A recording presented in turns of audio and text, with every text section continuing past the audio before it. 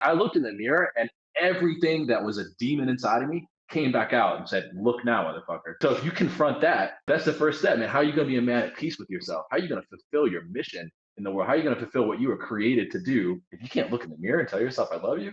I'm telling you guys, you cannot fully embrace your own masculinity. You cannot fully embrace your own power. You cannot fully embrace all the things you are capable of doing if you hate yourself. No, you got to fucking like yourself. At the bare minimum, like yourself, and then work on going like, no, I fucking love myself. This exercise is like a fast track to that. Looking in the mirror and Yeah. everything that comes up, okay, that's the fucking work right there. That's the shit you want to work on.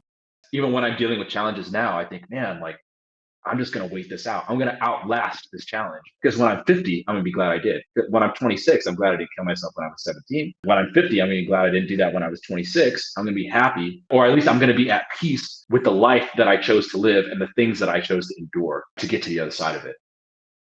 That was me, my first couple of lays, right? You're like, do you want to grab a drink? And they're like, sure. And in your brain, you're like, fuck, I've never gotten this far before. What do I do now? And so you get her phone number. You go on the out on the out on the date. You go out to a bar, and you're sort of sitting there, conversations going good. You say to her like, "Do you want to come back to mine?" And in your heart's racing. You're about to fucking have a panic attack and die. And she goes like, "Sure, that sounds nice." And in your brain, you're like, "Oh no, panic, panic, panic. What do I do? What do I do once we're back at my place?" You get back to your place. Maybe this is me just projecting here. You're back at your place. You're having a fucking panic attack.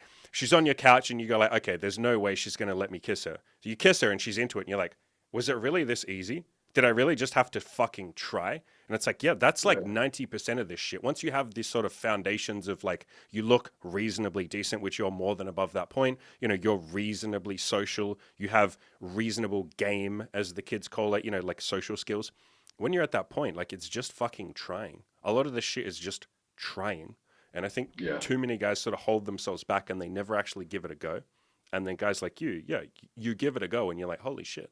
Like, I was allowed to get laid this whole time. I just didn't know that. Right? It's a fucking it's Yeah. something to do with guys. Girls know that they can get guys, but too many guys walk around going like, "Well, I haven't had a girl up until this point, or I've had a few, but I haven't had like a lot of women. So therefore, that's evidence enough that I can't get women."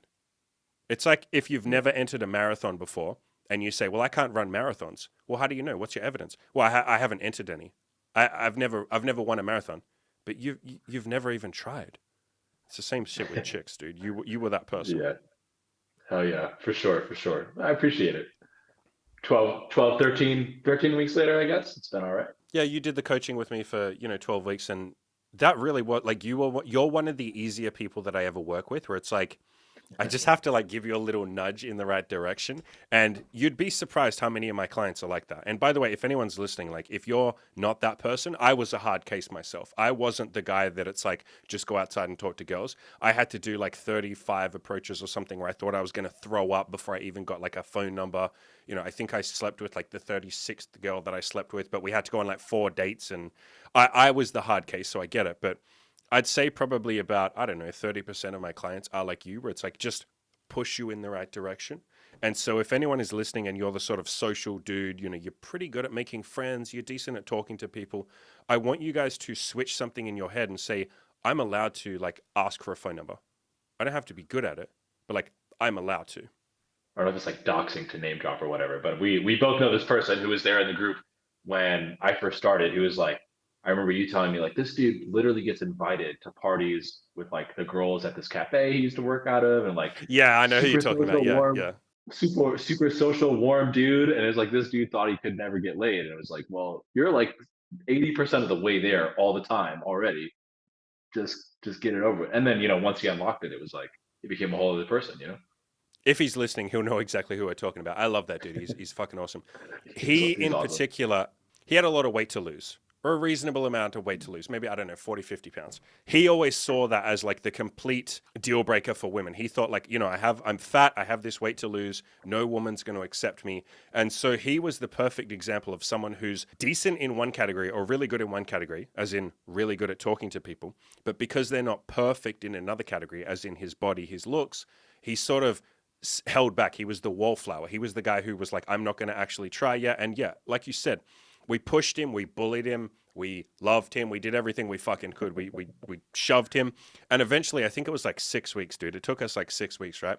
And finally, he started hitting on some chicks, like actually hitting on them in person. And it went better than he thought. Like you said, he got laid like twice in the 12 weeks of his coaching. And I think I see too many guys doing that where they're like, I'm not super social, or I'm not perfect with my body, or I don't have abs, or maybe I'm a bit chubby, or I'm autistic, or I'm this, or I have ADD. And it's like these limiting beliefs. I mean, the short one is the worst one. I'm short, so I can't get laid. You guys really don't have to be perfect. I'm not maxed out. I'm sure. Feel free to jump in. Are you maxed out? I'm getting there. Not yet. So no, that's a fucking non-humble way of saying fuck no, I'm a train wreck of a human being. No, you're not. You're not a train wreck, but you really don't have to be fucking maxed out. Like you really don't. The Yeah. mission here is to just go outside, actually try, especially if you're someone who's already reasonably social. If you're not, that's fine. That can be improved. I was autistic as fuck. I had literally zero friends and I fixed that shit. So, if I can do it, you sure as hell can. But one of the things that I figured out with my coaching that I have to do, because at first, when I first started coaching, right, everything was one on one. It was just like me talking to the person.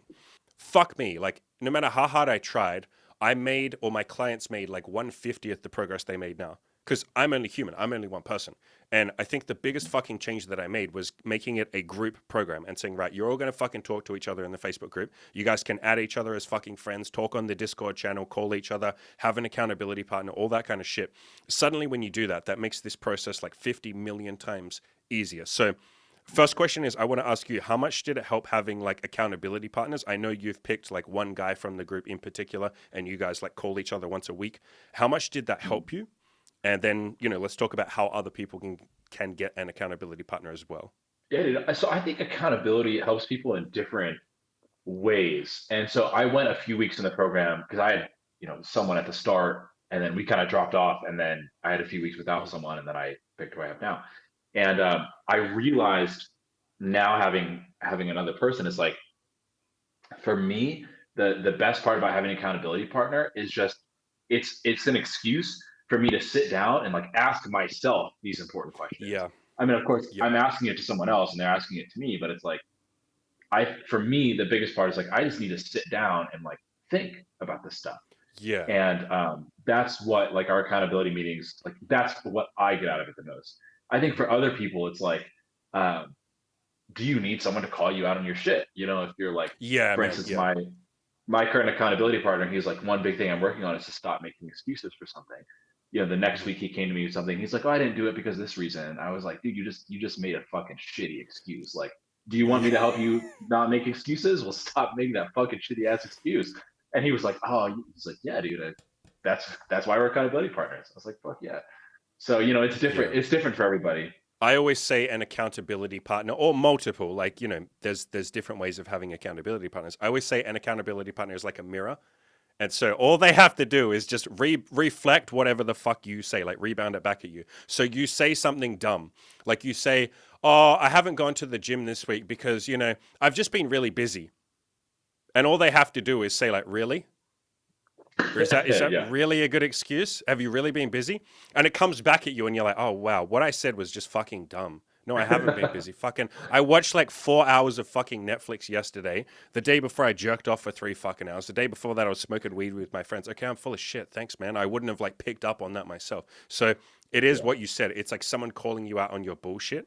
And I think that shit's necessary, man. Like I don't think I have ever in my whole life, and someone's welcome to leave a fucking comment or something if you go against this, but I don't think I've ever seen anyone be successful. And so if you leave a comment, I want proof that you're successful. I don't think I've ever seen anyone successful in any fucking metric without having other people in their corner. Whether that's a coach, accountability partners, a forum, friends, a girlfriend, family, whatever it is, a business partner. I don't think you're supposed to do any of these goals by yourself. I just don't think we as humans are self-aware and self-honest enough with ourselves to be able to call ourselves out on our bullshit. Because if you tell a lie in your own head, like if you say, "Oh, I'm busy, so I'm not going to go to the gym this week," you don't question it. It sounds reasonable because you said it. It's the truth in your head. As soon as you have to say it out loud to another human being and they stare at you and they're like, "Really though? Is that true, dog?" And then all of a sudden, it's like the walls come crumbling down. You're like, "Okay, I'm full of shit. I'm making excuses." So I highly recommend everybody listening get an accountability partner, I'm happy to be that if you want to hit me up for coaching. What I would recommend if you don't want to do that, I would go on my fucking forums and I would start posting on there. The people that are most successful are the guys that post like every fucking day, or at least like every couple of days. Use the people on the forums. They are absolutely amazing. They will have your back. They would take a bullet for you if you give back to them as well. Don't just post and never reply to anyone else's. I would also reach out to friends, see if there's anyone that wants to, meet up with you once a week or do a Zoom call and keep you accountable. I myself have like 3 coaches, a forum that I'm on, like 13 business friends that are all like in a Telegram group with me. My girlfriend, she does a once a week check-in with me, like an accountability check-in. I use my mother as accountability. And then I have like 8 friends in like real life that keep me accountable. So a lot of what I've done has been because I've had all of these people around me, and I have always refused to do it as much as I want to be the lone wolf so I can get all the credit. I've been thankful enough that I'm thankful that I've had all these people in my life who've like helped me. I don't think you're supposed to do this shit by yourself, especially not if it's like cold approach, which is fucking hard, fucking terrifying. Don't do that shit on your own. Yeah, man. I mean, and to your point too, it's like having someone who, one, cares, and two, makes you be specific. Like I have an end of week review in my business, but I oftentimes just do it by myself, and it's easy to be like, oh yeah, like I did well this week, and I know what I did, right? Or I know that some things didn't go quite my way, but like I know I'll do better next week. With an accountability partner, it's like, well, how will you do better next week? Or like, what did you Yeah. do well this week? This is kind of like, okay, I'm like forced to like itemize my accomplishments and the things that I actually like, the commitments that I'm going to make to myself. Yep. If I just do that alone, I kind of just gloss over it. But with an accountability partner, it's like I'm speaking it. That makes it Yep. concrete. Yeah, for sure. You can't bullshit yourself. Let's talk about making friends and being more social, because you Right. talked a little bit about that. For you, from my point of view, I feel like you were already pretty social, but you wrote this down as one of the things that you felt like you changed over the 12 weeks. Did you just Yeah. sort of give yourself permission to be more social with people? I mean, you also mentioned you felt like you had been your more authentic self, like you got to just be Yeah. Zach instead of someone else. What does that actually mean? Uh, I think those are separate questions. So let me answer Okay, the okay. second one first, which is like, Mhm. this is something I feel like I feel every day, or even just like in little interactions, even sometimes by myself, where it's like, but I think the better case to explain is when I'm either on a date, or even just like I met someone new moved into the building. It's like I met her in the hallway, or just like met a new guy at a restaurant or whatever. I don't think, like, I've never been the type of person where I really care what people think about me. Like, I'm not a people pleaser, Mhm. but Mhm. I would be lying if I said I didn't go into situations thinking, what can I do to like make them like me? Sure, Or like I hope they do like me. It's like sure. I'm not the kind of person that's crushed if you don't, but like that's how I approach situations. Versus now, so this the great article was Mr. Pussy Inspector, right? Good Looking Loser. And Mhm. for me, I don't know, that reading that article and then talking to some guys in the group, it just made it click where it's like, I don't give a fuck what you think about me, man, because I think that's what it means to be more authentic. Isn't just that I don't give a fuck for the sake of not giving a fuck. Is that I have conviction that I'm doing the thing I'm supposed to be doing. Like I'm improving myself. Yeah. I I know the vision I have for myself and for my life. I know what that I'm getting there. And if you're not down with some of the things I say or the way that I appear, like that's awesome. Go be friends with someone else. But Mhm. if you are cool with me, like let's hit it. Let's get it together. If when I talk about my goals or I talk about what I'm doing, if you're like hell yeah, well then fuck yeah, let's get it together. So I think that's what it means for me to be a little bit more authentic. Basically, so if anyone doesn't know, the article you refer to is a Good Looking Loser article. So go to goodlookingloser.com, search for Mr. Pussy Inspector. And it was basically an article on screening. And the kind of idea in this article was like, don't be trying, it was specifically about women, but it applies to everyone. It was like, don't be trying to make women like you. What you should be doing is basically inspecting her and saying, like, is she cool? Is she someone I want to spend my time with? Is she hot? Is she nice? Is she sweet? Like whatever qualities you look for in a person. And all of this applies to friends and everything else. And I think that article, that changed my mindset as well when I first read that article, because it was basically giving me permission to put my needs first And that doesn't mean you steamroll over the other person, but it basically means you're the one conducting the interview and they can conduct an interview too. That's kind of how you figure out if two people like each other or if two people want to be friends. It's like, what qualities am I looking for? Do you have them? Or like, what vibe do I want? You know, do you have that vibe? And then they do the same shit. And if you both click, hey, fucking amazing. If you guys don't click, hey, like, no harm, no foul. I think too many people, especially with dating, man, especially with fucking dating, they get into this mindset of like, I have to win the woman over. I have to be this. I have to be a pickup artist. I have to be confident. Exactly. I have to be smooth. I have to be this. And it's like, you hit the nail on the head there, dude, when you said, it's like, you know, I'm figuring out, it's basically, I'm figuring out if I like her. And if I like her, hey, if she likes me, cool. We can both do something together. But yeah, man, this notion, I think it's a very human notion of like, let me impress the other person, or I hope they like me. And it's like, man, if some people don't like you, that's fine. That applies to business, that applies to friends, that applies to girls. Like, please, guys, give yourself permission to not be liked by everyone. Basically, what we're saying is some people, like, you're going to have haters no matter what you do. You're going to have people that don't like you, and that's okay. You don't like everyone else either. Even people who did nothing wrong, you just don't like them. And so embracing this kind of like mindset of screening is important. What were you going to say? I think a precise way to capture that transformation is like, I'm no longer looking at people from a lens of hoping that I fit in. Like, I hope that I fit into your life. I hope you accept me. And it's like, now it's, especially since I just turned 26. So I feel like I'm kind of, I'm fresh out of school. So I feel like I'm at that time in my life where it's like, I'm trying to figure out who I am and what my life is like. And now when I go out, it's like, are you someone that I want to bring into my life? Right. It's not like, can I be a part of your life?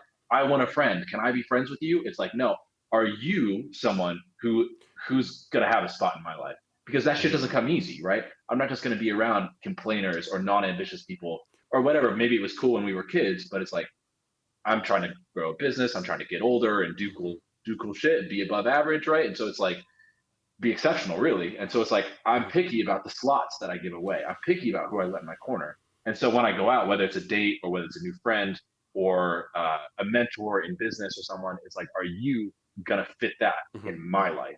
That's what if not, no worries. Like, let's go about our separate ways. But, you know, that's my new way of thinking about it that I didn't think before. Yeah, there's basically two things I want to say to that. I love this fucking discussion, man. This comes from like Stoicism and like even the Red Pill talk about this concept of, and they don't phrase it like this. I'll say it the hippie way, and then we'll talk about it the Red Pill way. The hippie way is like, you got to love yourself. You got to be enough. You got to like who you are. You got to, you know, turn that mirror inward, turn that lens inwards and say, I like what I see on the inside. The Red Pill or Stoicism way of saying it would be like, bitches ain't shit. That's that. But the less, you know, clickbaity way of saying that would be like, you want to build yourself up as a person first, and then women or friends or business partners or whatever it is can be like a nice addition to that. But you have to be okay by yourself. You have to be okay with who you are. If you're not there yet, that's fine. You can work on that. You know, a lot of what we did with you and with the other guys in the group is like figuring out how you can like yourself, figuring out how you can say like, yo, bro, I'm enough. Or if I'm not enough, how can I fix that? What do I have to do? I have to get friends. I have to hit the gym. I have to do this. I have to do that. Like all that shit. Fine. The second thing I want to say here is, I completely fucking forgot what the second thing I was going to say is. Fuck, I've ruined everything. The podcast is over. But yeah, I love this fucking talking point, man. This is such a fucking important point. Okay, here you go. Here's what I was going to say. A lot of people think that surrounding yourself by like women, friends, business partners, and all of that, they think it's only about the people that you screen in.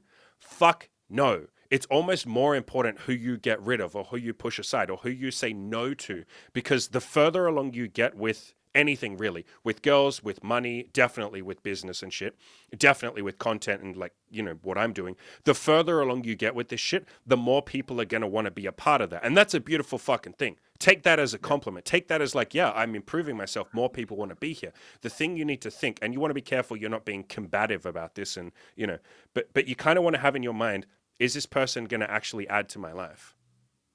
And sometimes you don't know right off the bat, so fine, you can hang out with them a couple of times, but you basically want to say, is this just me giving value to them and I'm not really getting anything back? And like sometimes that's okay, but for the most part, your life is much better if you're with people who give you roughly the same amount of shit as you give them. And it doesn't have to be the same thing.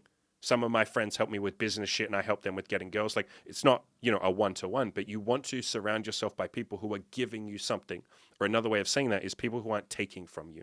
And I think you figured that out. A lot of the guys in the group figured that out. It's as much about who you bring in as who you say no to, or who you say like, hey, maybe I won't hang out with you every week because I got shit to do. We'll hang out once a month. Yeah. I was just thinking in a business context, I'm sure when you're onboarding your VAs or when I'm hiring a new contractor or something, I don't go through the interview process thinking, I hope you like my company. I think I have, right? Yeah. I think to myself like, I know the vision. I have a vision. Are you going to come in and accelerate that vision? And it's the same thing for my life. Yeah. I have a vision for who I am, which I would say is kind of a new thing in my life. I have a vision for where my life is headed. Are the people in my life going to help me accelerate that? If not, no worries. Just go be part of someone else's life, right? But if you're in my life, we're on this ship together. Yeah, man. Stop and think, everybody listening, stop and think about every interview that you've ever been in, every job interview. Did any of the people hiring you, any of the bosses ever say, I really hope you like our company. I really hope you like me. I really hope that you accept us and think like, no. Why would that ever be a concept? The interviewer is saying like, yo, I hope I like you. That's it. And yet we do this with girls. We say, I hope she likes me. I hope she thinks I'm cool. I hope she doesn't think my dick is too. What the fuck is that? But it's so easy to fall in that trap when instead it's this kind of pussy. You want to have this screening or this Mr. Pussy Inspector mindset of like, I hope she's cool. Every time I go on a date, for the last 5 years, every time I've gone on a date, what's in my head is, and I'm not thinking this a lot, but just a general underlying thought of like, oh, I hope she's cool. I hope she's like can hold a conversation. I hope she's interesting. I hope she's not boring. I hope she has a cool hobby. I hope she's sexy. I hope she's not a catfish. At no point am I thinking, man, I hope she likes me. I hope she doesn't care that I'm fucking bald or whatever. I hope she doesn't think that my girlfriend Imogen is ugly. Like, that's not, why would that ever be in my head? So you want to switch this and stop thinking with girls, I hope she likes me. I hope I do a good job. I hope that she lets me fuck her tonight. It's like, no. I hope she's cool. I hope I like her. I hope she's interesting. Yeah. Let's talk about goals.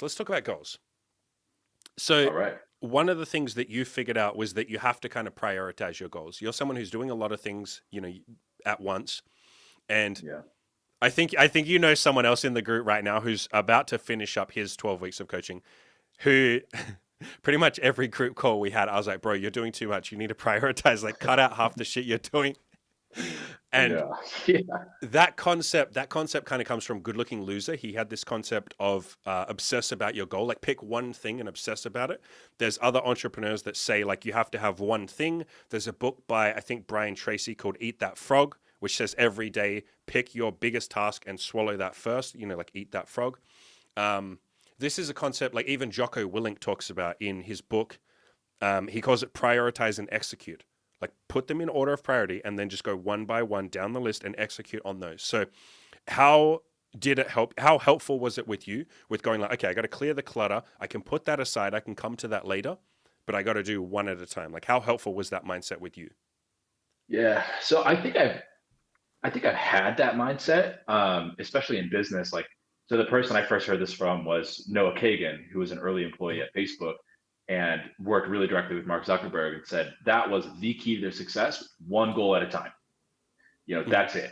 And so I think I had that mindset in like business and stuff like that. Or when I'm planning, I think something that's new or something that emerged from the group is like being okay with the shit that gets deprioritized. Because it's cool to prioritize a goal, right? It's cool to prioritize my revenue goal or my strength numbers or whatever else. But it's also like, oh man, I got to put this stuff to the side. And I think one thing that you always say to other people in the group, and as a byproduct to me as well, is like, you get to that later. Like self-improvement is a lifelong journey. And I think for me, it's like I said, I just turned 26, so I've been young all my life, basically.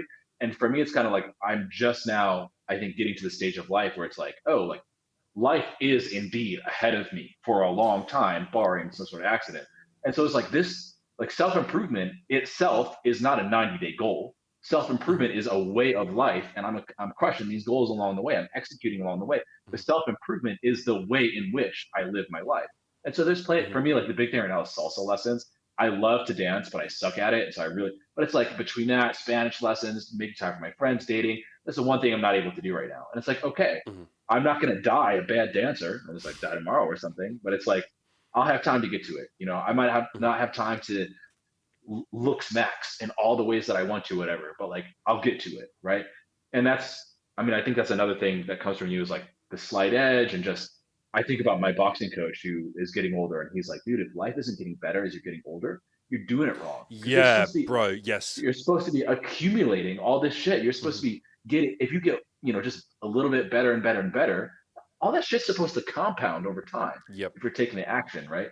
I never had that perspective before. And so I think when I talk about prioritizing my goals, the thing that's been most important for me is like being okay with what gets deprioritized because I know I'll Mhm. get to that later. I know I'm a work in progress. Yeah, and the way you do that, this is what I tell everybody. So guys, listen the fuck up.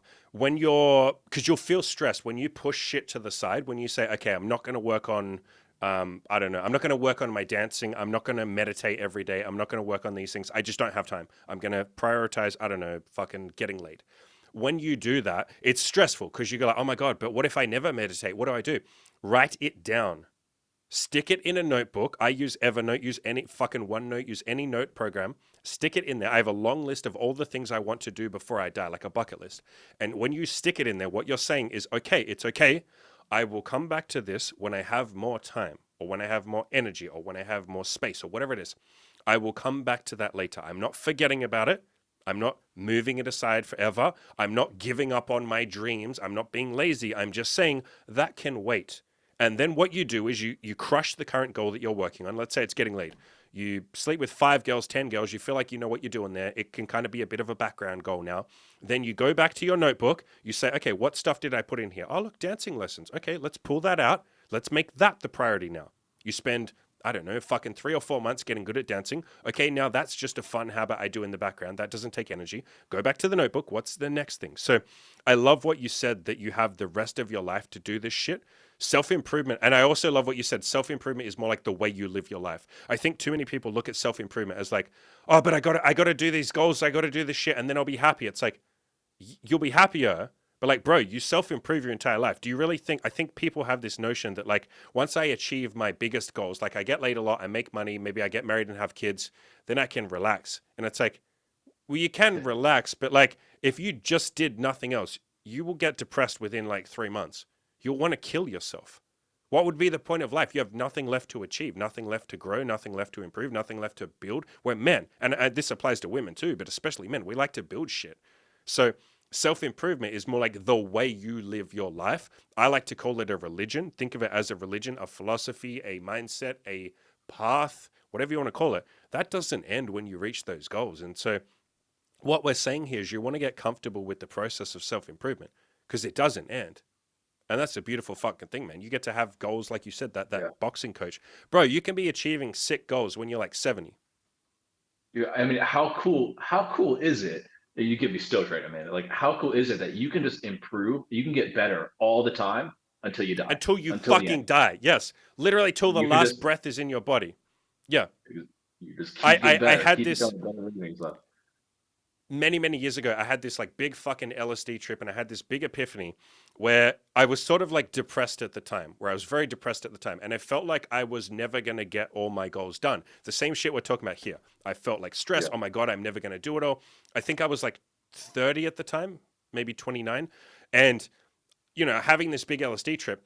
And for some reason, like with the way I was breathing very deeply and heavily, I felt like I was a wolf, but like a wounded wolf who was like slowly dying, which is probably a decent analogy for life, right? Like if you want to be cynical, we are just technically slowly dying. It's a very cynical way of looking at it. But I could feel like I had fur. I was like breathing very deeply, and I just suddenly had this fucking epiphany where I was like, I don't want to die. And then I was like, but I'm going to die. I'm going to lose. Like I will lose this battle with life. And then I stopped and I thought, how can I win? I'm not a loser. I don't want to lose. I don't want to just give up and die. And I was like, fuck this thing called death. Like fuck this notion of like I'm going to die and I'm going to get weaker and I'm going to get more pathetic over time. And it just clicked in my head that I was like, the way I win is by saying fuck you to this thing called death. And the way I do that is until the last breath leaves my body, I fight like a wolf. I fucking fight. How do I fight? Okay, I fight life. I fight my unhappiness. I fight my negative feelings. I fight back against people who tell me I can't achieve shit. I go out and build, a business. I make a bunch of money. I help a bunch of people. I get laid a lot. I do cool shit. I do all this shit that I want to do. I build an amazing body. I fight against the people that told me I'd always be a skinny nerd. I fight against the bullies in high school. I fight until the last breath leaves my body. And when you think of it like that, it's like, bro, I've got like a trillion more breaths left before I die. And even that, as that last breath leaves my body, I'm still going to try and do something if I'm fucking decrepit in my bed. Bro, yes. And so, guys, please don't sit there and think like, oh my God, I don't have enough time. You have such a fucking ridiculous amount of time. And like, I'll tell you, Zach, right now, I'm 8 years older than you. Mate, it gets easier. Like, by the time you're 34, shit's fucking easy. You have no idea how fucking easy it is because you've been through so much hell yourself, and you've overcome so many hurdles. You've achieved so many goals that when you're doing something stressful. The fucking book I'm writing right now, or I've just finished writing, that was really fucking stressful for me. The book I told you about before this call, that was really stressful. But like, I've done stressful shit like 50 times before. So if anything, life gets easier the older you get. I can't wait to see who I'm going to be when I'm 40, 45, 50. Mate, I'm going to be a Zen fucking monk. I'm just going to be sitting there going like nothing's going to fucking phase me, right? I'll be the king of stoicism. I'll be sitting on the fucking mountaintop. And then I'll still have at that point, like another 30 years left. Are you fucking kidding me? We have such a long period of time. Please don't get yourself all stressed thinking like, I got to do everything at once. It's like, no, focus, pick one, achieve that, dominate that, then move to the next one, then the next one, then the next one. Life is a series of steps. You don't just chuck everything all in. That's just a shit sandwich. You're not going to get anything done. Yeah. I think you'd appreciate that. Well, to preface this, I have like Goat Mountain, which is basically a vision board of all these people that have the qualities that I want to, nice. emulate. All the goats. Yep. So I have like, I have Oprah, Simon Sinek, Kobe Bryant, Tommy Shelby's up there for, decrepit reasons. But I remember that fucking Sigma male grand set. as part of that, Brooke Castillo is up there. Yeah. So as part of my goat, the way I think about it is like going to Goat Mountain and meditating on Goat Mountain. I listen to these interviews from these people, and I recently heard one from Kobe Bryant after he retired, and he was like, people said that he was going to be super depressed when he went into retirement. Like his life was just kind of like it had peaked, and he was like, "No, man, like I'm going to do something better with the next 20 years than the last 20 years."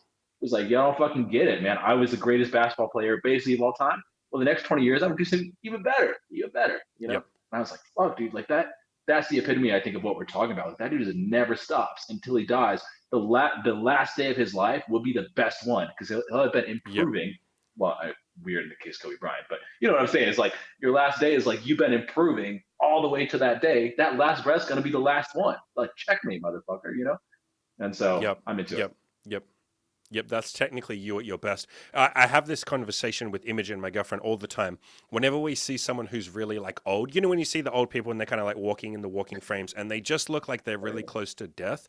And she said to me, like, quite a few times, she'll just act like it'll just blurt out. She'll be like, "Oh man, I never want to be like that." And I'll just sort of let that sit in the air. And then I would sort of turn to her and look at her and I'll be like, "Are you capable of being like that?" And she'll stop and be like, "No." Because every single day until I get to that point, I'm going to be working on bettering myself. How would I ever get to a point? And this isn't me shitting on like, decrepit old people, but like the people who are suffering is what I'm saying. Like, you have to understand they've made conscious choices or maybe subconscious choices. Maybe it wasn't entirely their fault, but they certainly could have changed it. There's a lot of decisions that have to go to you being old and useless and kind of decrepit and, a bit of a burden on some of the people around you. And as long as every day you're sort of focusing on, I want to just be 1% better than yesterday.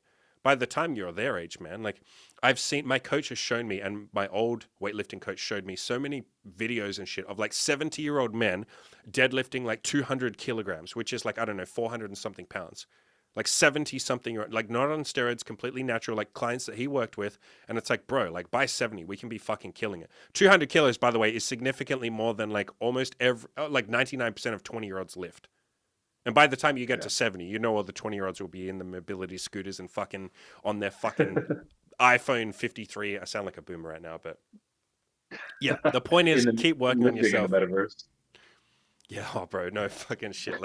I don't want to talk about the metaverse, but yeah. Or someone asked me that in a live Q&A that I did on this, my YouTube channel a couple of weeks ago.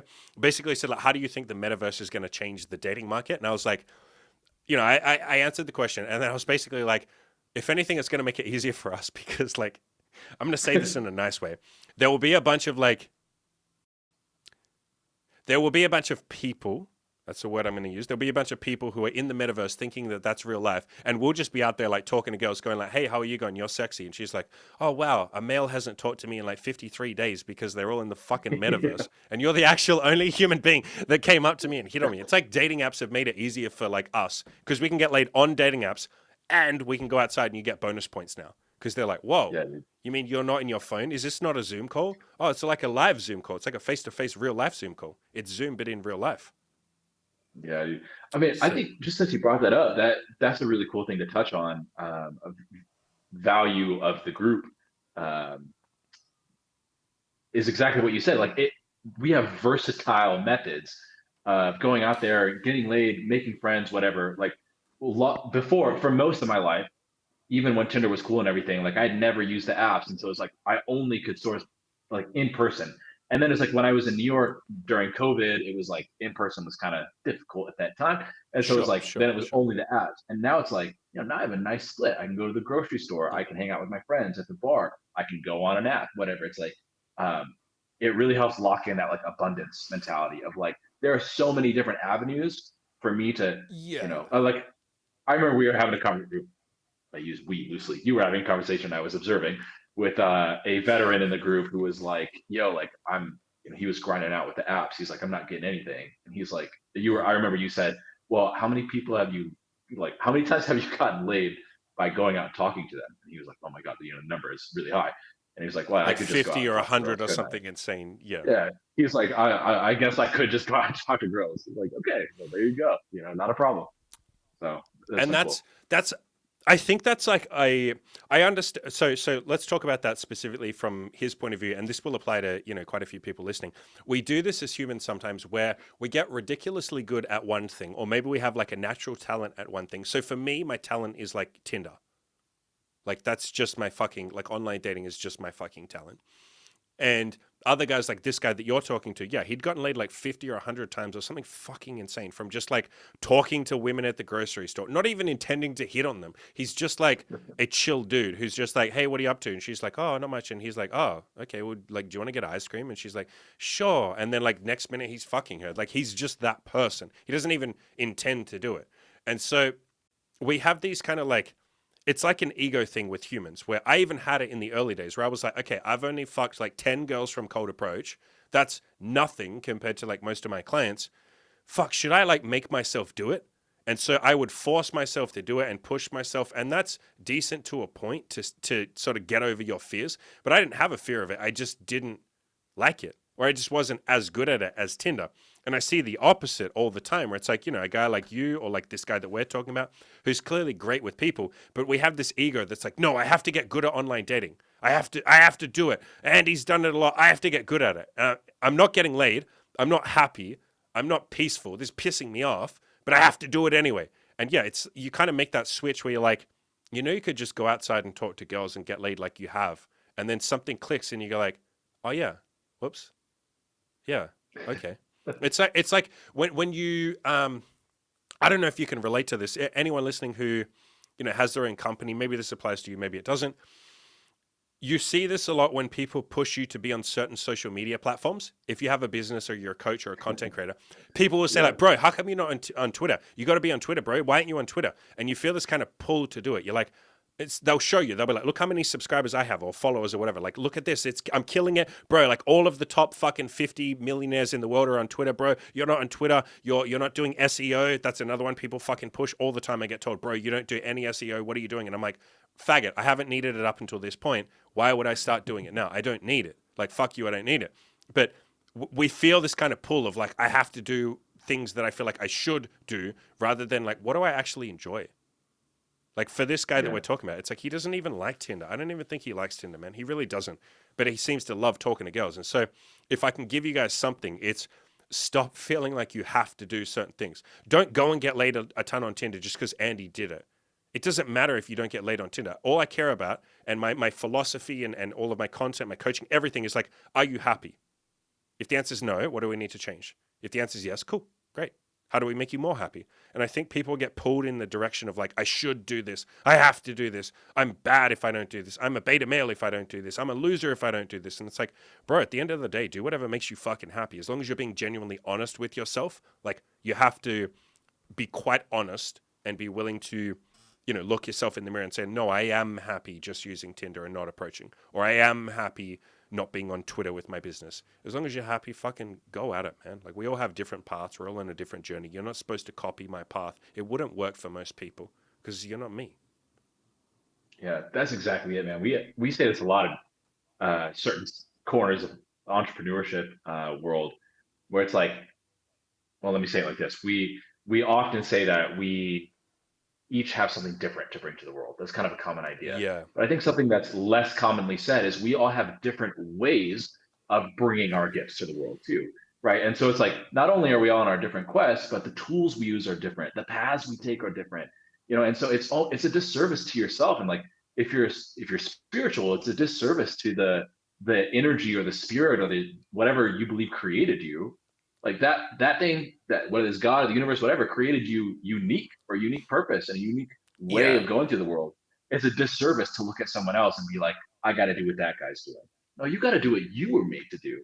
And obviously maybe that's a really abstract way of talking about like Tinder or meeting girls at the grocery store, but I don't know, I think that applies. I think that's in the background of all of our lives. Yeah, for sure, man. It's like I think one of the best article concepts I ever came up with was one called This is All Just a Big Experiment. And the gist of that article was this, like, life is just a game. Like, all I've ever done is just figure out what worked for me and some of my friends and clients, and I just tell you what worked for me. I was just fucking around. I was just trying a bunch of random shit to see what worked. And anything I did learn from someone else, they just learned from fucking around. Or maybe they learned it from someone else. But that, if you trace it back enough, it's just some guy in a cave trying, like walking up to a chick and hitting her on the head and seeing if that worked. Okay, that didn't work. What if I just grab her tits? Okay, that didn't work. What if I try having a conversation first? Oh, that did work. This is all just a fucking experiment. The same as business, everything. All of this is an experiment. This grand fucking thing we call life or the universe or whatever you want to call it. This is just an experiment. It's like we got put here.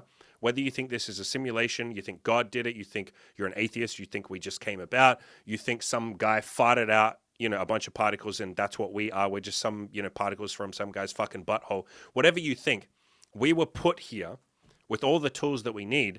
And it's basically like, have at it. Go crazy. Do whatever the fuck you want.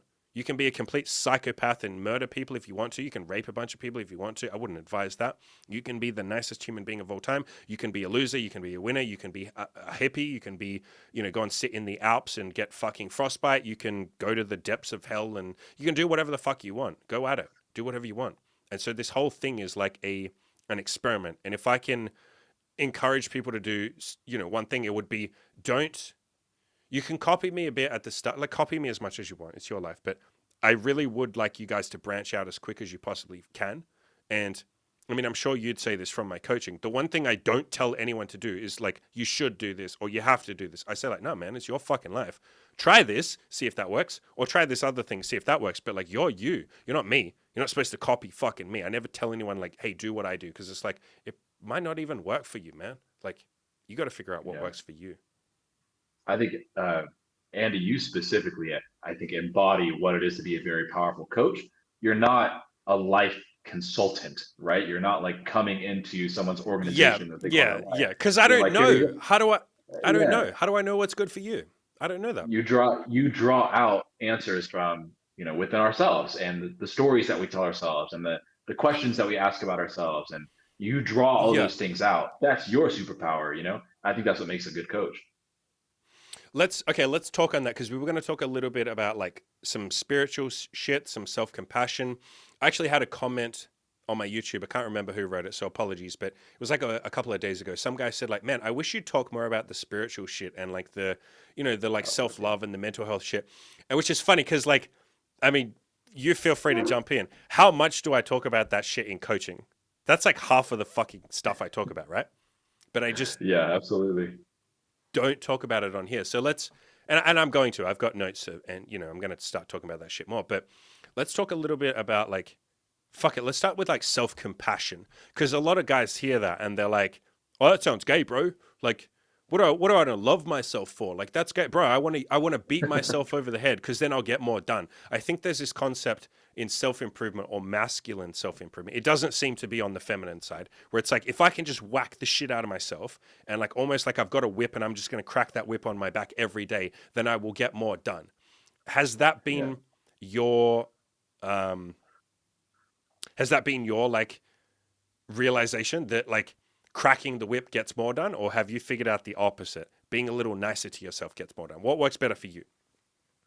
I think I don't know. I think if we're going to talk spirituality, I really separate it from getting things done, unless you mean just going about my life in a way that makes me fulfilled or whatever.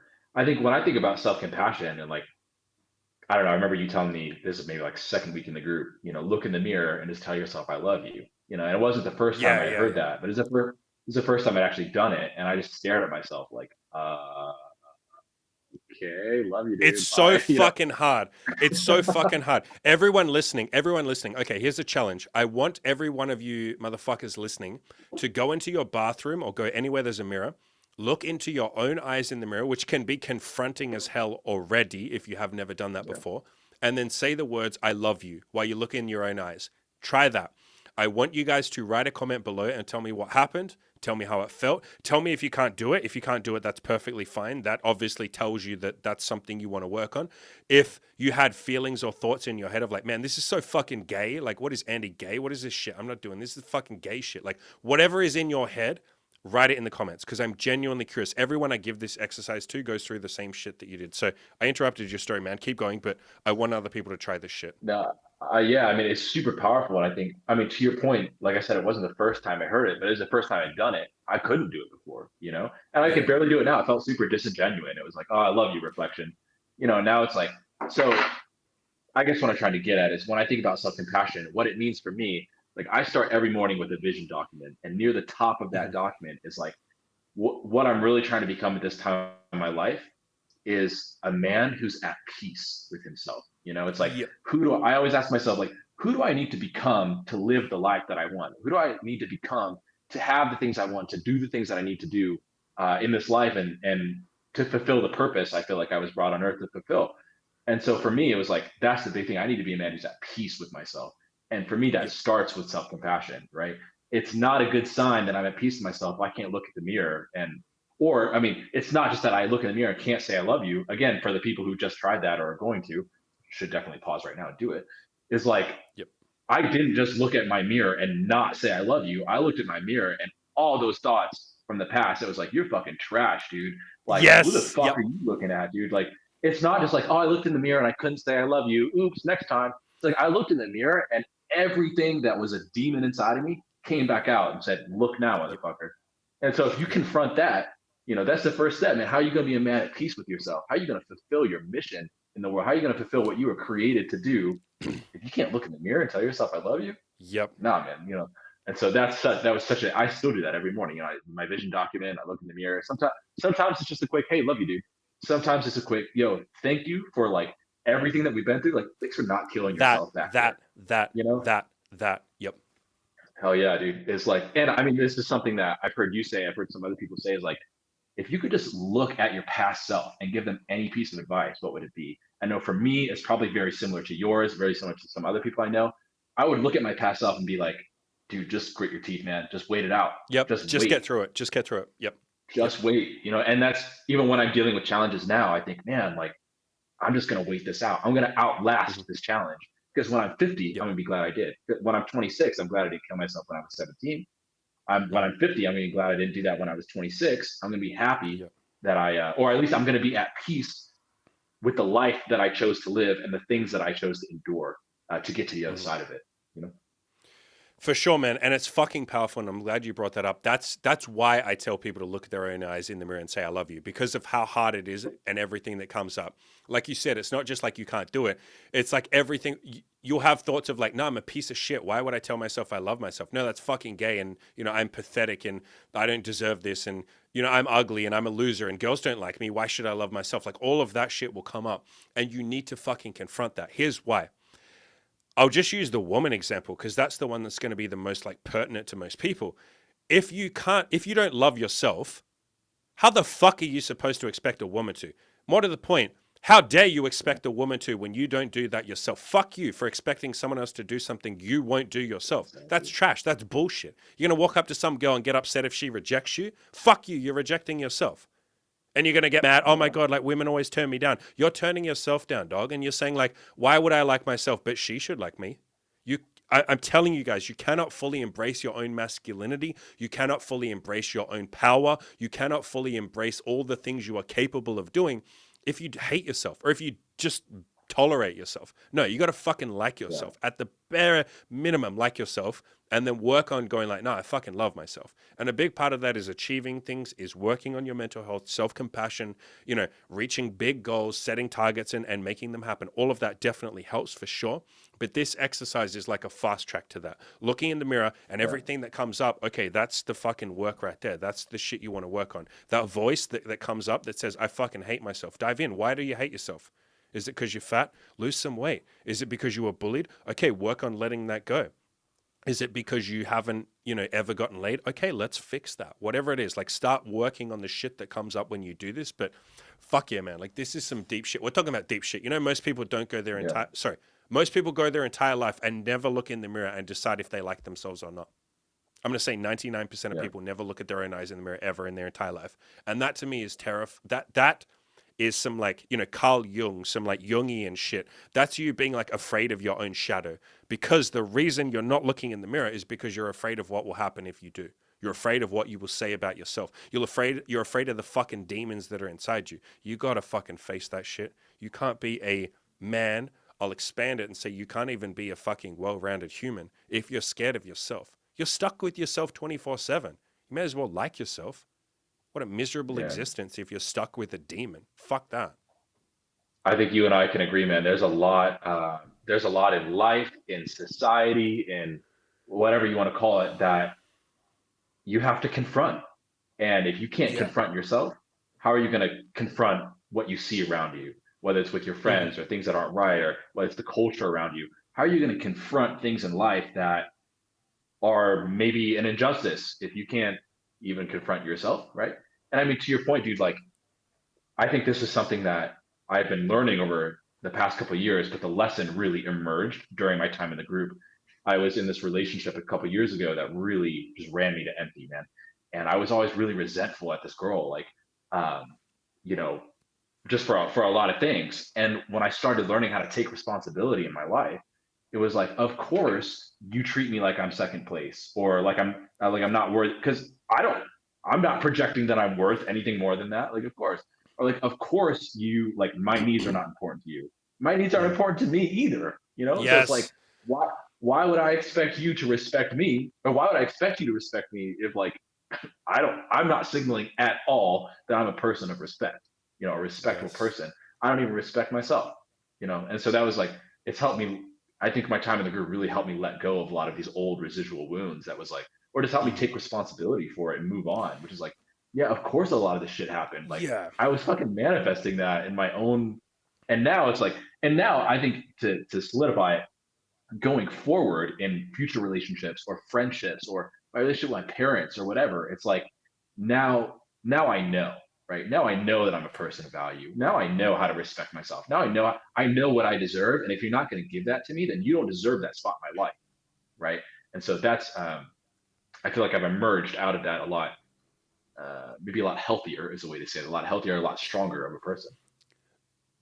I mean, really what we're talking about here, guys, if you want to a more a lot of what I do, right, is me saying the same concepts but coming at it from different like schools of thought or different philosophies or different viewpoints, because I know that, you know, I'm saying the same thing 7 different ways, but I know that 7 different people will respond to the 7 different ways. And so, if you want us to rewrite everything that we just said, think of it like this: everything we're talking about here is Stoicism. A big core part of Stoicism and masculinity, you know, Marcus fucking Aurelius, Epictetus, all those kind of, you know, intelligent dudes, a big part of what they figured out through their own like self knowledge and all of that, you got to fucking like yourself.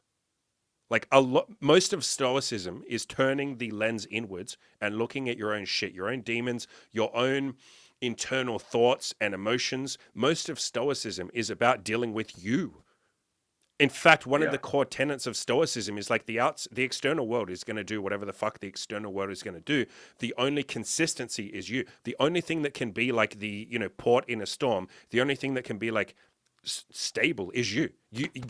You don't know what the fucking world outside is going to do tomorrow. You can never know that. You don't know if tomorrow a girl's going to break up with you or tomorrow your boss is going to fire you. You don't know any of that. You never can. You can't control it. And so Stoicism is the, you know, looking inward, which is exactly what we're talking about when we say look in the mirror and deal with those fucking demons. As soon as you deal with them, or, you know, you learn to like yourself, the world gets a lot easier.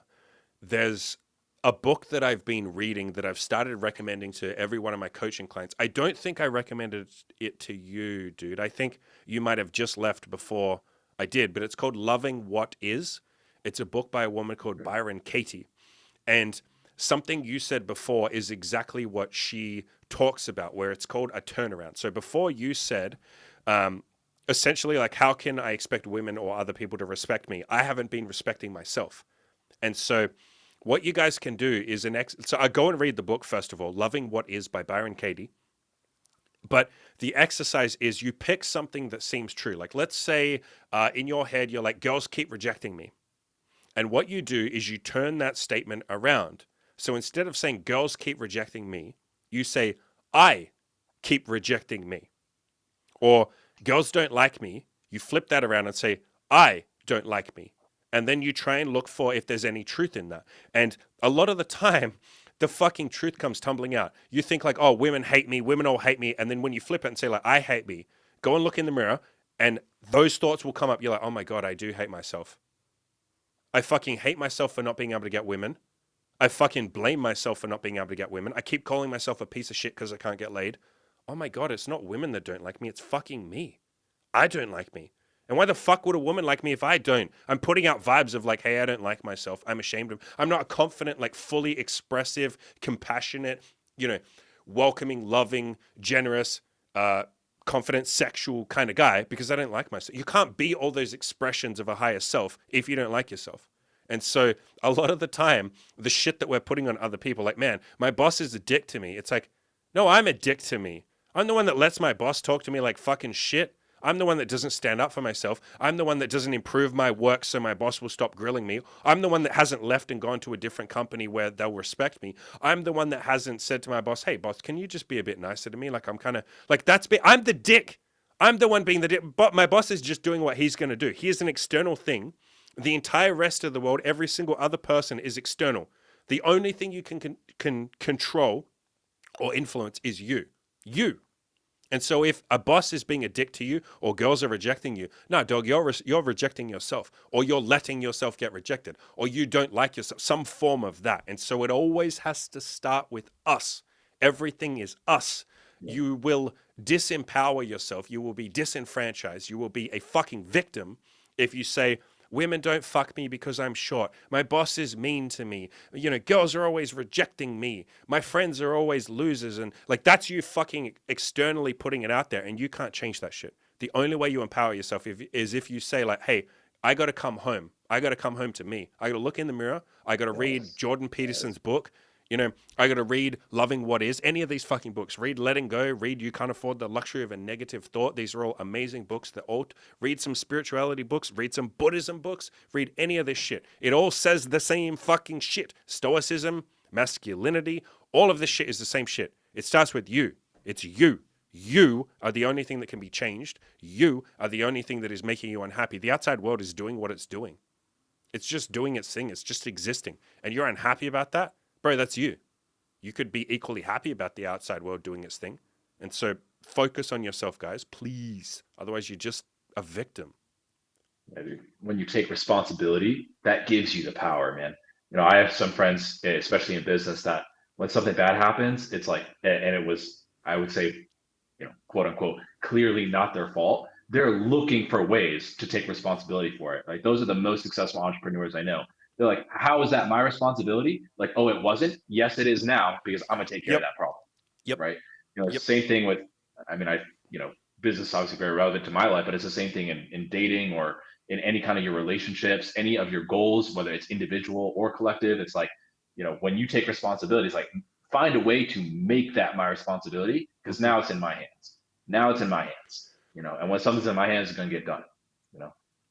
You are talking about the book Extreme Ownership by Jocko Willink. That's the whole philosophy of his book. It's the Yeah. philosophy of stoicism as well, dude. It's just it's a tale as old as time. Like the only way you get the power is if you take responsibility for everything. And now let's be clear, that doesn't mean you beat yourself up.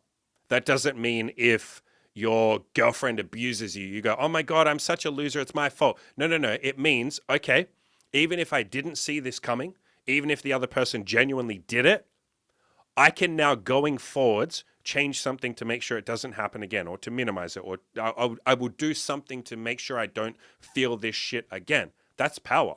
That's the power. So it's not about saying like, oh my God, everything everyone else does is my fault. We're not saying no.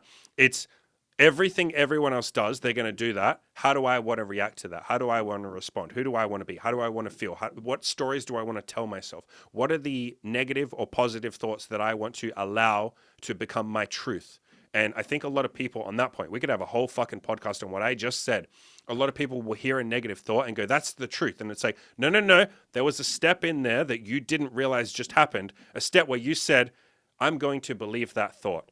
I'm going to accept that as the truth. I'm going to integrate that into me and say, yes, I am a loser. Yes, girls don't want me because I'm short. Yes, my boss is a dick because I'm a bad worker. It's like, that doesn't have to be the truth. You can just say, I fucking reject that. And there's a guy on YouTube called Alex Hormozi. A ton of people are going to know that guy, Alex Hormozi. And he says, he's got a great thing that he says anytime there's a negative thought or a limiting belief, he goes, is that belief serving you? And that just stops you in your tracks. You're like, fuck. I guess it isn't serving me to think that girls won't fuck me because I'm short. Fuck, that isn't helping, is it?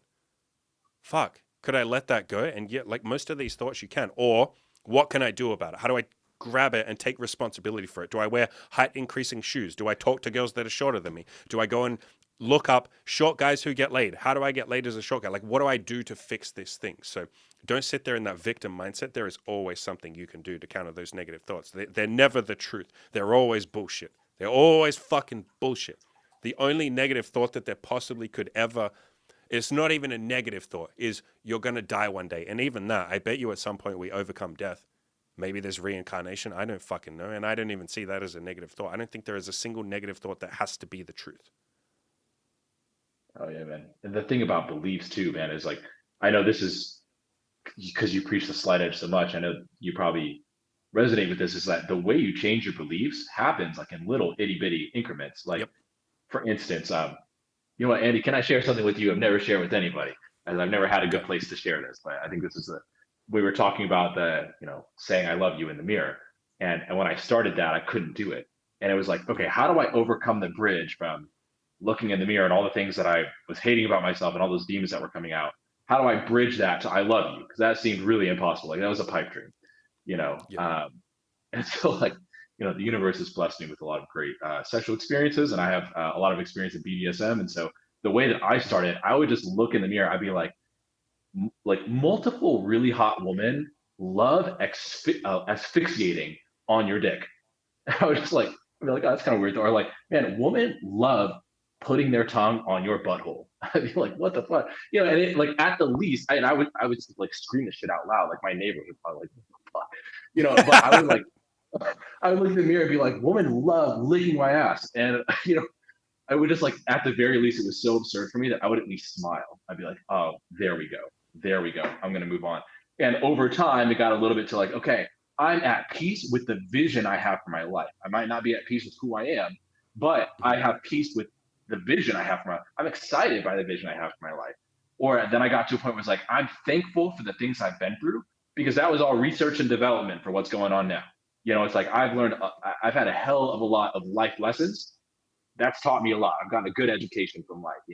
And then, eventually I got to the point where it's like, oh, love you, dude. Thanks.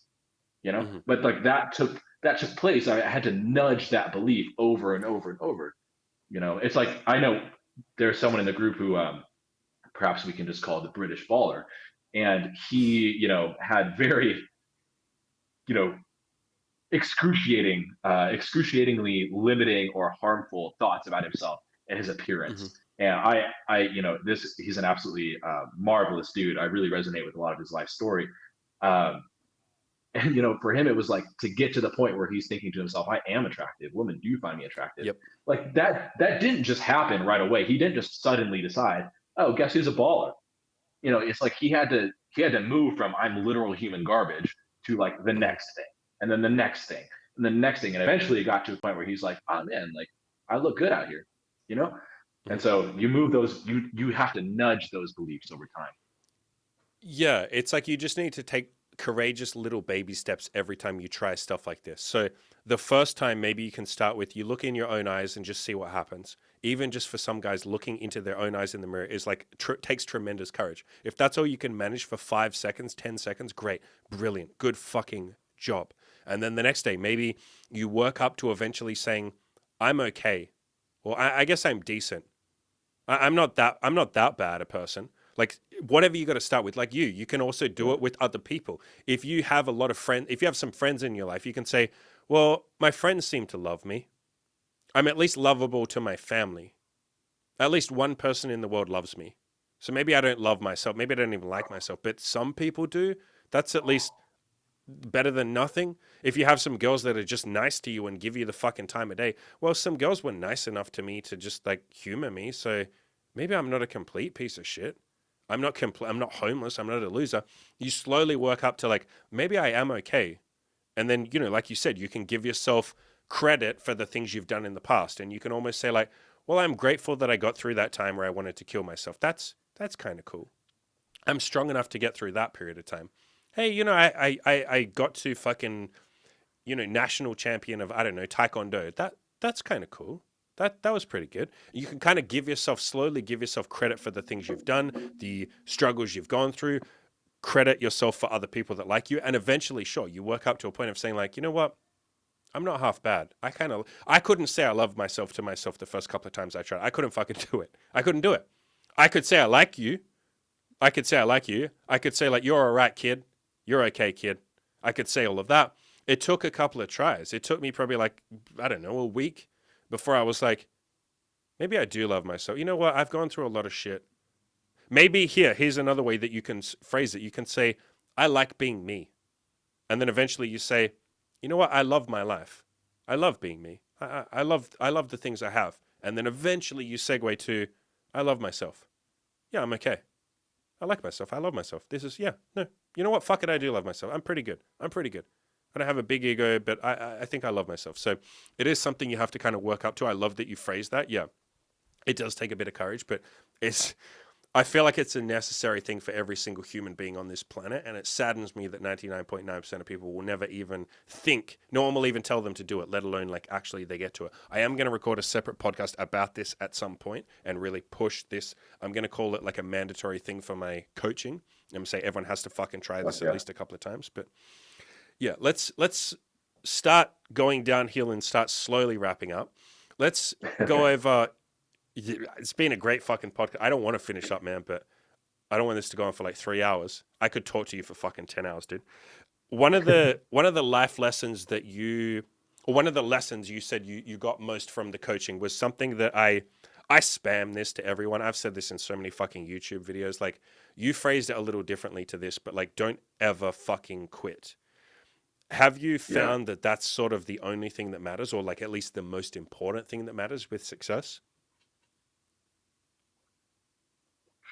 I don't know if it's the I don't know if for me it's the only thing that matters. And maybe Mhm, I will say that's the cornerstone of my strategy in life. And it's actually become the cornerstone of my strategy in business. In business. So mhm. for new entrepreneurs, you went through this, I'm sure every new entrepreneur does. And if anyone listening is considering any form of entrepreneurship, you will go through this where find all the evidence for why you shouldn't be doing this. Or, I'm Yeah, too yeah, young, yeah, yeah, yeah. or I don't have Yep. these credentials, or this and this. And it was like, well, what's my unique advantage? Like, what is the thing that's going to get me to the other side? Some people are extremely smart. Some people have all the connections. Some people started with a lot of capital. And I had to think, what is it for me? And I think in the group really helped me solidify. It's like, well, I'm just going to outlast everybody. And it's already Yeah. happened. Like, I've been in business for a few years, and there's been some people who have entered my space where it's like, oh shit, watch out, and they're gone already. I'm Yep. not, and it's like I never will be. And it's the same thing. I was meditating on this really hard yesterday with just some other things that are happening in my life, and it's like, man, like I'm gonna outlast this situation, right? And that's my strategy, right? I might not be smart enough, I might not be strong enough, like in these whatever traditionally defined ways that we talk about this stuff. But what I am enough of is patient. I'm patient Yep. enough, and I'm just gonna grit my teeth. And if I never, never, ever, ever, ever quit, I know that something good is on the other side for me, you know. Yep. And so Yep. again, I don't know. Does that mean it's the only thing that matters? Maybe, but it is like I would say it's the priority for me. Just outlast. I'll outlast everybody, whether it's in the gym, whether it's in my business, whether it's in my dating life. I'll outlast anybody because when everybody else has come and gone, I'll still be there. I say this all the time. I've had this discussion so many times. It's insane to me how many people quit, whether that's with girls, with money, with friends, like whatever it is, weight loss especially. They quit when they were right on the cusp of greatness. Like Yeah. they get to like day, 19 of the approach anxiety program, or they go out and hit on 50 girls and they get slightly decent at it, or they go on Tinder and they spend, 4 weeks taking a bunch of Tinder photos and they look great and all of that and they're getting some matches. And they're like a month or two away from like hitting that point where it starts to steamroll and it gets easy or snowball. And they quit. Like they just stop, especially in business and content creation. It's like, they'll get a couple of negative comments and they'll go like, fuck, I can't do this. And it's like, what if you hadn't quit? Like, what if you just kept going? Like in the next year or two after you quit, after you had quit, if you hadn't quit for those 1 or 2 years, like you would be a god by now. Like you would be amazing at Yeah. this thing. You would have made it. You would have made it fucking 3 months after you quit, but you quit. And that to me, you call it outlasting. I call it don't fucking quit or don't ever fucking quit. I have integrated that into myself so fucking much, and I think it's because for all of my life I quit everything. I was a coward. I was like, not as crazy a story, but like very much like David Goggins. If any of you know him, he quit everything. He was a pussy. He called himself all of these names, and he just said to himself at some point, "What if I just fucking do this thing and don't quit?" And that was basically me. I was like, what if I do this approach anxiety program and just try and talk to some girls and I just don't stop?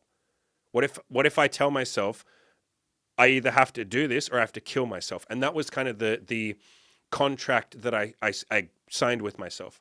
I said to myself, I do this or I kill myself. That's it. Those are the only two options. Quitting is not an option. You can quit. I told myself, you can quit, but you have to kill yourself. You have to literally go and take a bunch of pills or a knife or step in front of traffic or a train. You have to kill yourself. You're not allowed to quit. That's your quit. So you can quit, but you have to like kill. You don't get to live as a quitter.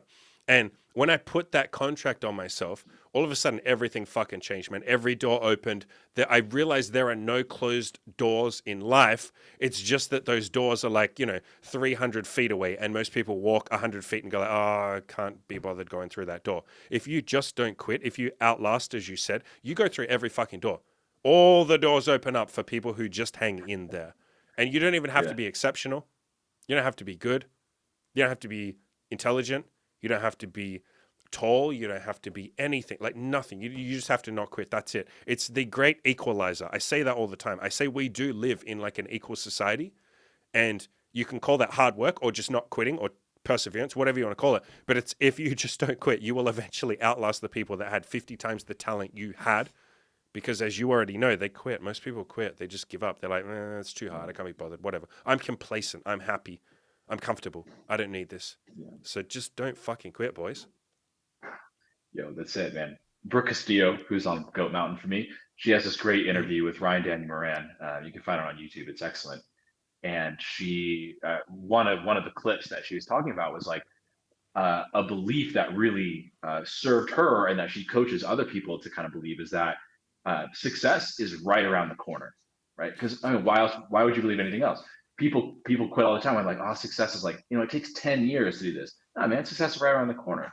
And I think something that she said that really stuck with me is like, if you've if you have tried something and failed, if you're like, and for you and I in the entrepreneurship space, a lot of entrepreneurs aren't successful with their first business, but they're hyper successful with their fourth one, right? Yep. Elon Musk is a great example. Mark Cuban is I think Elon Musk is a great example. He failed like a million businesses before he got one Yep. that, PayPal, that stuck, had the right team and everything, And it was like, if you have failed and you have failed and you failed for the last 50 years and then you quit, man, success was right fucking there.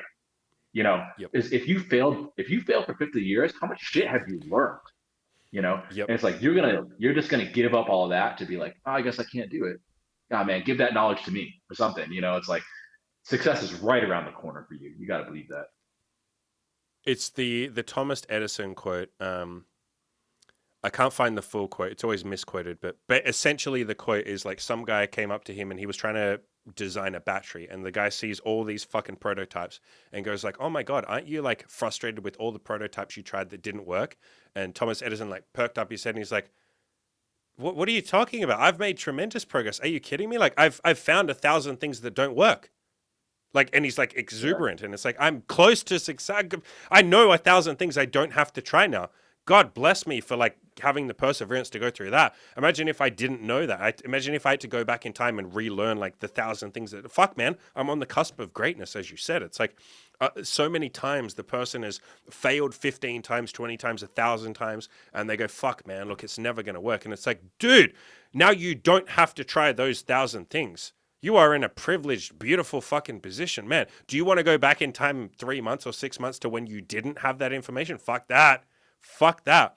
You know how many times I failed with being able to fucking pay the bills from my coaching? The first like 3 years of me writing articles, I couldn't pay the bills. Like, are you kidding me? I worked at a warehouse. I worked at a manual labor job. I worked from home in like an IT consultant kind of job. I did so many. I couldn't fucking pay the bills. It was horrible. It was hard. I failed a million times.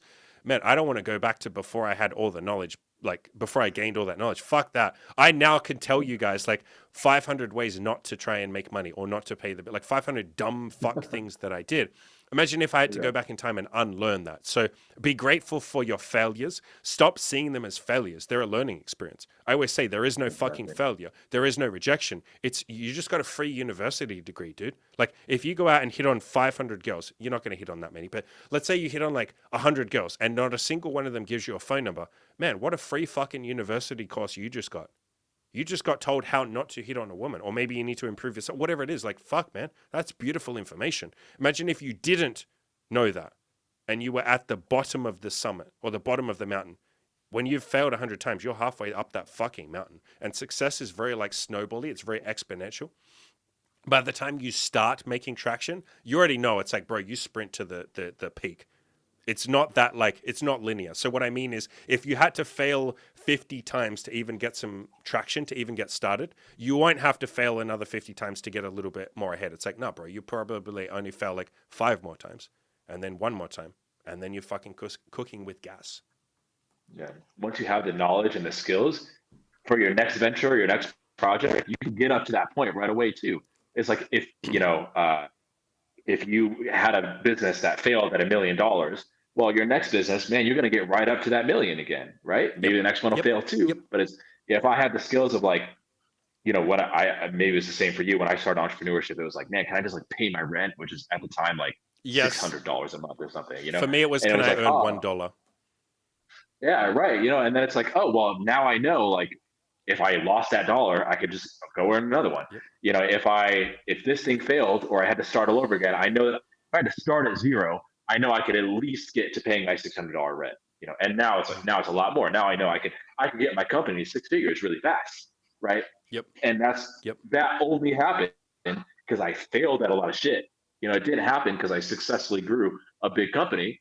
It's not a big company, but you know what I mean. But it's like it's because I failed at all the other stuff, right? Mhm. That's what enabled me to like have the skill, and then like no one can take that shit away from you. You know, that's yours forever. Yeah, it's people can take all of your material possessions, they can take everything. The one thing they can't take is your mind, or another way of phrasing that is the one thing they can't take is your failures and your learning experiences and your successes too, obviously.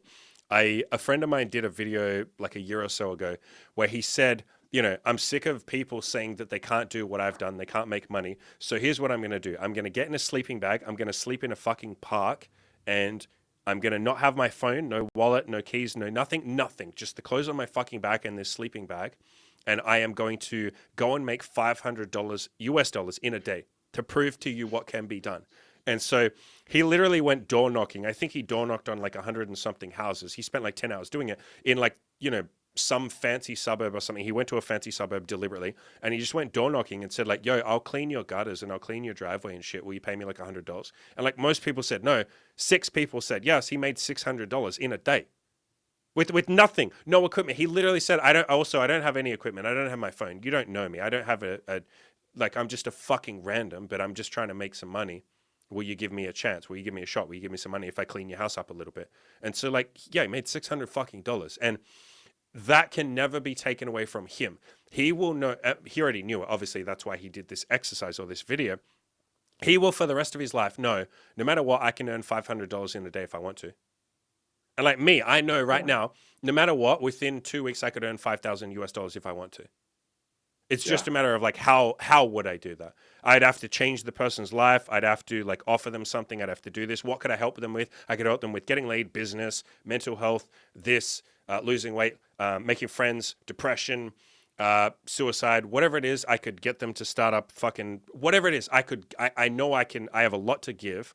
It's just a matter of like going and asking like 100 people and someone will say yes. I would literally go outside and just cold approach people and be like, yo, hey, like, or I'd go to a bar at night and go up to all the guys that aren't crushing it with women and I'd be like, yo, bro, watch this. And I'd hit on some girls and I'd say, like, bro, I'll teach you this if you want to. I'm struggling to pay my rent, so I need $5,000. You know, if we strike up a deal, bro, I'll be your mentor for the next like 4 months. Let's go.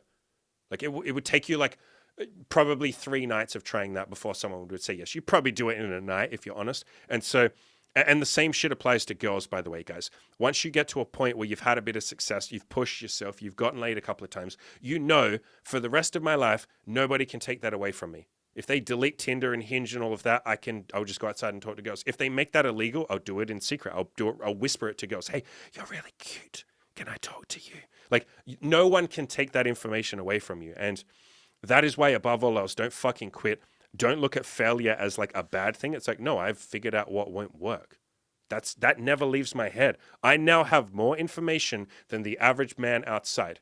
If I go and get rejected by 50 women, I now have learned something 50 times that no other man outside has learned. I am literally ahead of all of them. I have to keep persevering, and then eventually some will say yes. Oh yeah. Do you have any final shout outs? Do you want to advertise your shit? Do you want people to come find you? Nah, don't come find me. Anyone? I'll be around.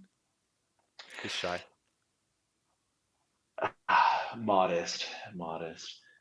Yeah, man. I mean, I just some people in the group, man. I mean, I think that's the thing I want to get across to anyone listening is like, there's so much power just in the people that you meet in the group.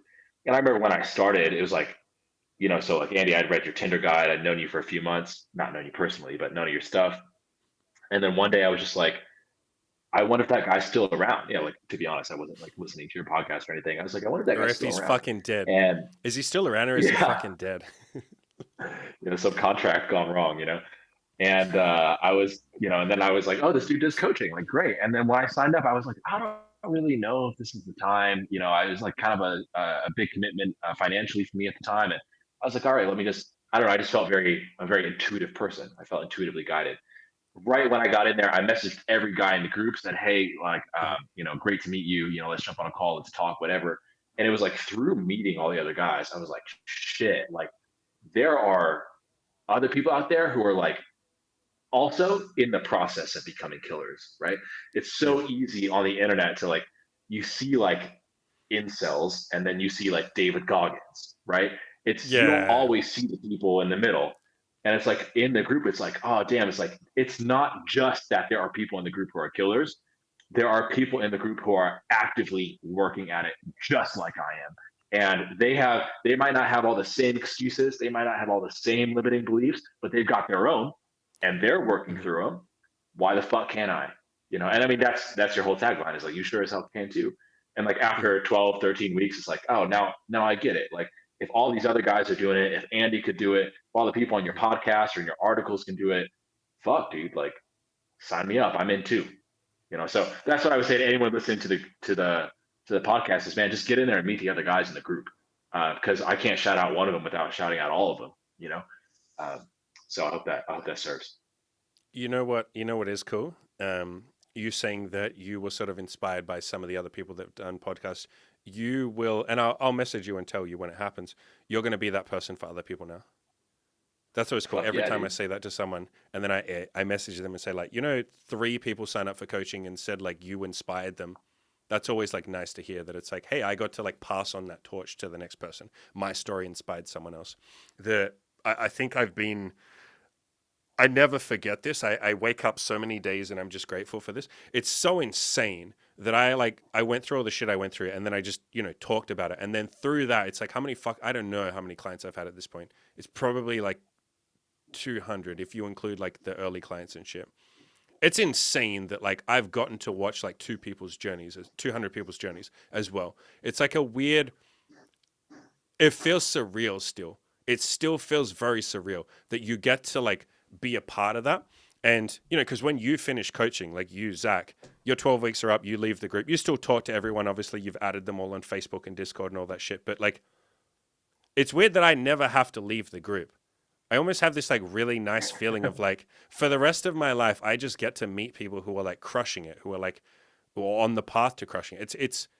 It's nice. And I mean, obviously, you're going to go and make, you get to talk to all of them. You're going to go and make a bunch of other new friends and all that kind of shit as well. But yeah, I always like to take a little bit of time and pause and say, I'm really grateful for you, for everyone else that signs up for my coaching, for my fucking audience, for all of you guys watching on YouTube, for everyone that emails me, for the comments that people leave on YouTube. And they're like, hey, bro, I quit porn because you told me that you did. Or, hey, dude, like I gave up alcohol because you did. Or, hey, guy, one guy is like, I'm in a fucking wheelchair. I've been in a wheelchair my whole life. I got my shit together. I self-improved. I've hit on 30 girls now. I've got a couple of numbers. Like shit like that is like so fucking nice to be to be a part of. And it feels weird at times that it's like I'm the center, like everyone's telling me, like it's a fucking blessing. It's really nice to be the recipient of all of that. It feels very surreal and very fucking nice to be able to like get in the middle of that and be like, man, I get to meet all these like fucking amazing human beings. So thank you for being one of them.